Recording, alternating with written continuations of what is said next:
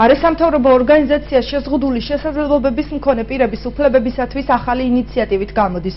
ორგანიზაციის წევრები მოუწოდებენ იუსტიციის სამინისტროსა და აჭარის უმაღლეს საბჭოს შეიქმნა შშმ პირთა სპეციალური რეესტრი, სადაც მოცემული იქნება ამ ადამიანების რაოდენობის შესახებ ზუსტი ინფორმაცია.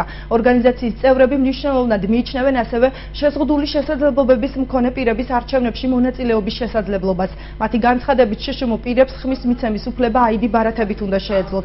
თავადმჟავანიძე საკითხების მოგვარება შშმ პირების საზოგადოებაში ინტეგრაციისათვის მნიშვნელოვნად მიიჩნევს. იგი უწყებებს საკითხით დაინტერესების შემთხვევაში თანამშრომლობას თავაზობს.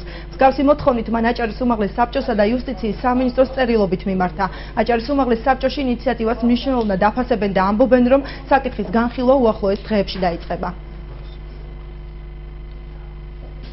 შეიქმნას შშმ პირთა რეესტრი და აღიწეროს ეს ადამიანები და გქონდეს სრული ინფორმაცია ამ ადამიანების შესახებ. დღევანდელი რეესტრი ან დღევანდელი მათ მონაცემთა ბაზა მიბმულია სოციალურ სტატუსზე. თუ პენსიას ღებულობს, ის ადებიადი ბაზაში არის.